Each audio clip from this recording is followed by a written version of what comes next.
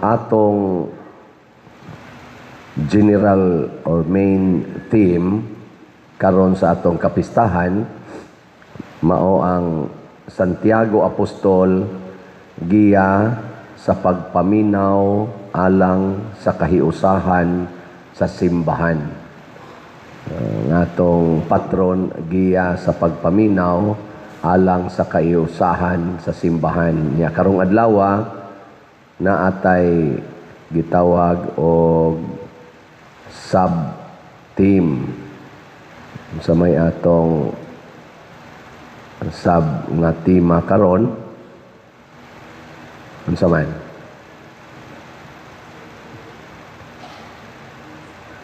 ang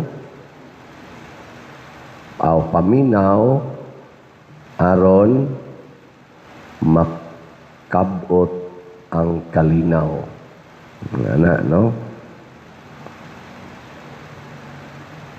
Paminaw aron makabot ang kalinaw. Lingi ay mong tupad. Ing na malinawon ra ka.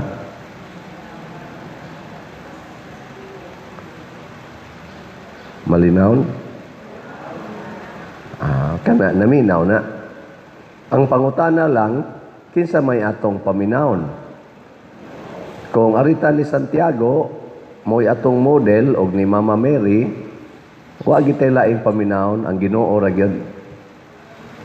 Ayaw paminaw anang imong tupad. Hapil na ng kuyog ni Musbalay, ayaw paminaw ana. Kuyaw kay na. Sige kag paminaw, labi na nang naa sa social media, kanang na ang mga businessmen, kanang mga celebrities, kanang mga politicians, mabuang ka. Oh. Nya maguba sa nang imong kinabuhi. Tanawa, sige kag paminaw ana mga celebrities, na mga businessmen, ang unang gubo na color sa imong buhok. Sunod, color sa imong kilay.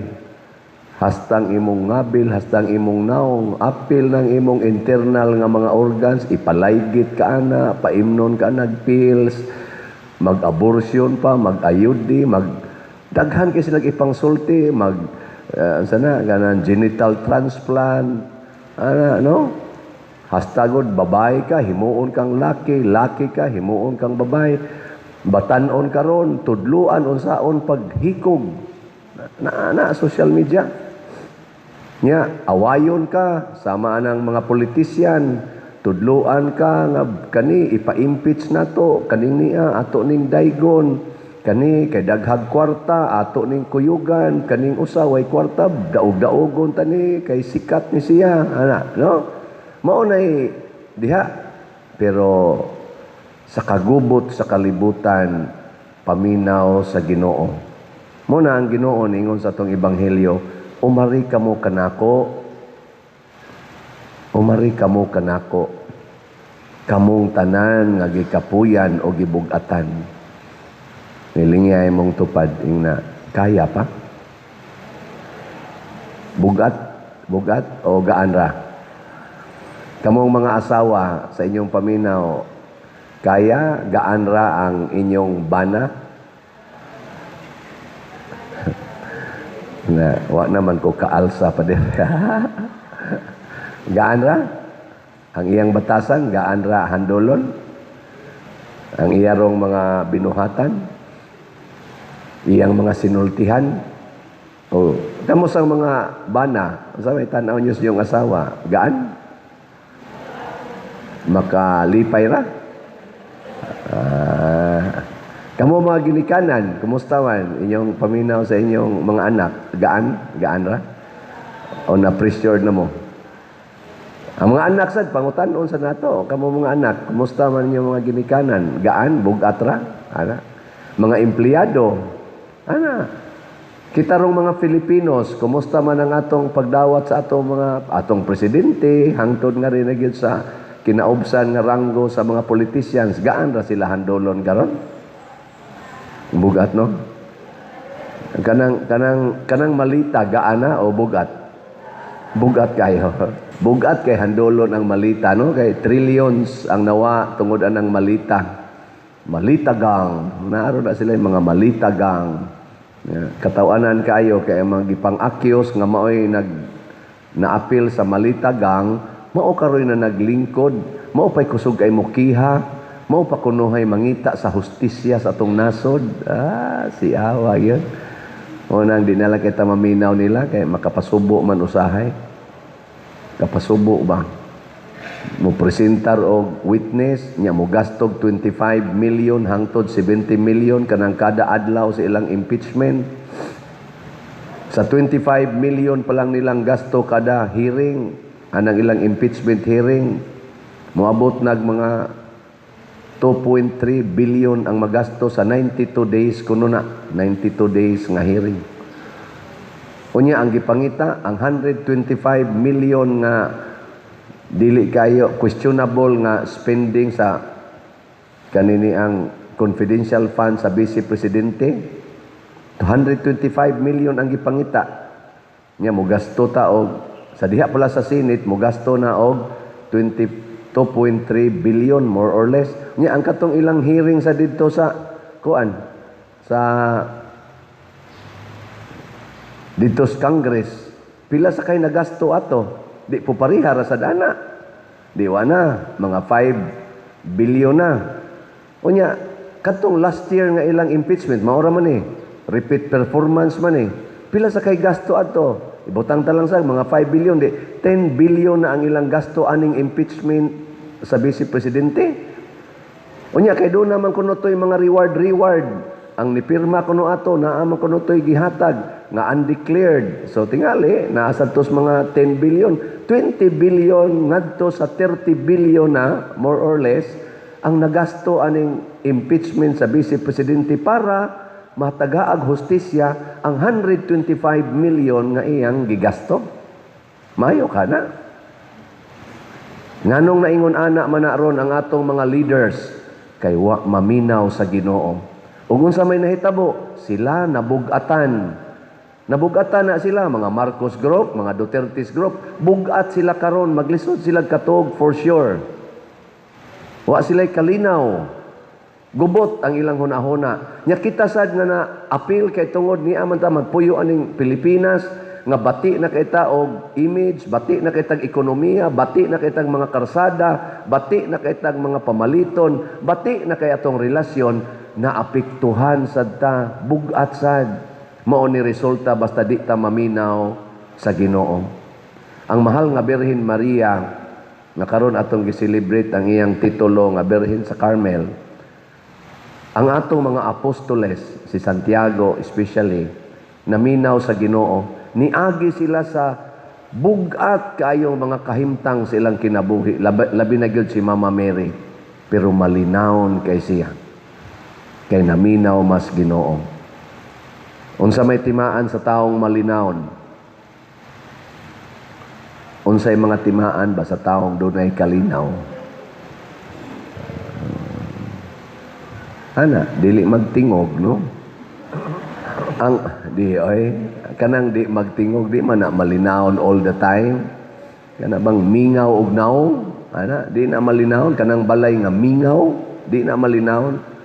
Naa say balay nga saba kayo pero malinawon. Ang unsa may mga timaan nga ang tao malinawon, una gyud kanang mawa ang imong kabalaka. Wa kay mga kabalaka o kahadlok. Nge, lingay mong tupad ina wa ka mabalaka sa imong edad. Ana, wa ka mabalaka sa imong naong. Wa ka mabalaka sa imong maintenance. Ano? O guwagay ka na mabalaka, congratulations, malinawon ka. Ikaduha, ang taong malinawon, ligon og baruganan, dili mag-usab-usab. Ana, stable ang iyang desisyon.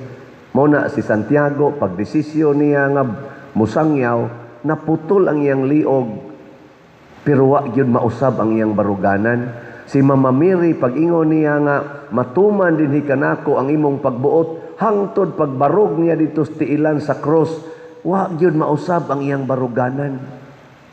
Naroy ato mga tao, labi na ato mga politicians, mag-usab-usab ang baruganan. Karon Duterte group siya, sunod Marcos group na sad, sunod Pinklawans group na sad. Usab-usab, lingian na sad imong tupad. Ina kapila na nimo giusab imong naong. Ina kapila na nimo giusab. Ay, nasa riuban gausab-usab ang partners kinabuhi. Ay, usab-usab partner. Labi na nato mga celebrities, mga gwapa kay mga gwapo. Oy, hasta katulo, kaupat mag-usab-usab og partners kinabuhi. Congratulations, inay mong tupad, ina, wa jud nimo ilisi, inay. Nya moingon gani siya, wa gyud oy, ina congratulations. Ana? Kana bitang mag-blessing ko diri ngan Father, wedding anniversary, ikapila, ika-50. Uy, congratulations. Pwede na mo mga matay. Kay pinangga kay nas Ginoo kana bang di mag-usab-usab ba? Kay kani manggung wa kay kalinaw mag-usab-usab yun mo na ang divorce karon gi-implement na gyud hapit tibok nasod sa kalibutan. Ang Pilipinas na lang kuno mo'y why divorce. Pero ang ato sang divorce bill approve na sa Congress, naa na sa Senate ang atong divorce bill, gahuwat na lang na kanus-a na buhion og i-promulgate sa Senate. Nganong naaman ang divorce? Kay why kalinaw. Ngano man? Kay wa maminaw sa Ginoo. Ikatulo, nga timaan nga ikaw na ay kalinaw, kay kusog ay maminaw, mahimo sad kang manggihatagon. Nganong manggihatagon man ka? Kay wa man kay kabalaka. Pero nga kay kwarta, yung ko, hala para sa akong maintenance, hala para sa akong balay, hala para sa akong estudyante, hala. Ana ka, mabalaka man ka, di ka manghatag, eh. Di ka manghatag. Musik yung, wa. Na kay 100,000. Nya ko, hala maghimo ra ba ko ato among balay? Hala 200,000, 500,000 na bay magasto ato. Ingka na kay kwarta diha. Wa. Pero na ko kay 100,000. Nye, lingi ako na imong tupad na kay 200 pesos. Na kay 200. Og na 200. Unsa may sunod? Mo palit nag raffle ticket oy. Karon na bala ni Kotob nga July 25, pila na lang kaadlaw, 60 na mo 9 days na lang. Sige gyud palit og raffle ticket kay daghan pa kay tagpalitono na ang atong halin. Hinay kayo. Gamay kay taghalin gahapon 149 ra ka ticket so luya. Nya 42,413 pang atong halin, yang atong target 250,000. Wa ba kita ka 50,000? Ngano man kay daghan sa atong mga listeners karon og sa parishioners dili tinuod nga malinawon. Kay kani manggong kabalaka natos kinabuhi mga igsoon sa ato yung usual nga approach unsaon pag tubag ang imong kahadlok og kabalaka, kasagaran ba gyud kwarta. Nagtuo kita nga ang kwarta makahatag og kalinaw. Kinsa dinhi mo ingon ang kwarta makahatag og kalinaw, ta sa kamot. Kinsay mo ingon, wa giniisa ha. Kinsay mo ingon nga ang kakabos maghatag og kalinaw, ta sa kamot. Na ay mga napo kabok. Kamong uban unsa man ay inyong desisyon? Mao na. Sakto tong inyong tubag unta nga ang kwarta di gina makahatag og kalinaw. Kagubot ang ihatag sa kwarta mo na ingos Kristo. Paminaw mo nako ay mo paminaw sa kwarta. Kaya kung ang kwarta atong paminawon, magsige lang ginagingon, padaghan ako, patubu ako. Muna bisag imong igsuon, manghuam ni mong kwarta, imo nang butangag interes. Nya sa imong pagbutang og interes, din na hapit kabayad, imong awayon. No? Imo pag yung ikiha, imo pag yung i-pressure, sigihan ni mong post sa social media. Tungod kay nag 5-6 ka, nya di na siya kabayad. Ang principal, iyan ang nabayran. Ni utang lang siya 10,000, nabayaran ng 10,000, pero karon na pa siya utang nga 40,000 sa interest na nga 5-6. Nya imo pag yung i-post sa social media ang iyangan, pakauwawa ni mog maayo, imo pag yung pangtiksan ang mga tao nga naas iyang cellphone. Kato mga suod-suod niya, ako kapila na ko gitiksan nga ikaw apil kag kuan ani ana pirma luoy kayo mawa ang kalinaw, ayaw paminaw sa kwarta. Unsaon nang kwarta ihatag sa Ginoo. Nya unsaon paghatag sa Ginoo, ipalit og raffle ticket or i-donate. Naman sa ni-donate na to gahapon gani na ni-donate og 50,000. Nya wa lang siya mo ingon ay lang nagtikiti pa der para lang na sa inyong pista. Nindota. So kamo mga taga Compostela dinhi og sa abroad, suway ko no mag-donate karon ay nalan tikit-tikit. Di ba? Nya wa mo ika-donate, ibaligya ang inyong mga butang, mga motor, mga mga refrigerator, TV. Wa man ay gamit na karon kana mga TV, refrigerator. Unsa man say gamit ana inyong refrigerator nga pulos ra man na tubig ang isuod ninyo diha. Ato naman kayo kana mga karne o uban pa, isda, kasagaran na tubig naman. Pagbutang lang mo dag galon, nya gusto mo bugnaw tubig, palit mo ay sa silingan, humol ninyo spitzer, inom bugnaw man, wa pay gasto. Gamay ra. No. Ibaligya nya ang halin, ipalit tayo raffle ticket. Or i-donate. Congratulations sa nihimo ana. So mga igsoon, sa atong unang pagbasa nag-ingon diri ang dalan sa matarong hapsay. Pero sa dihang wa na sila maminaw sa Ginoo, mura kuno sila babae nga naglit-ad sa kasakit kay manganak na pag-utong hangin ray ni gawas. Nganuman ang ilang kasakit way maayong bunga. Kay og naatas Ginoo, naa man gid nang kasakit, pero ang bunga ana kalipay. Pero magsunod ta sa dili Ginoo, sakitan gyapon ta. Ang nakaapan lang ang bunga niya way kapuslanan. Muna karon ang atong mga politicians nasakitan. Pero kung naay atong mga politicians nga naminaw sa Ginoo, ang bunga ng ila karong pag-antos kalipay. Kinsa kay naminaw sa Ginoo sa ato mga politicians, mga Duterte's group or Marcos group? Ambot lang, secret. Mailhan lagi na nimo kay tuwa sila atong mga elementong akong gihisgutan. Way kabalaka niya. Unsa to? Sunod. Unsa to sunod?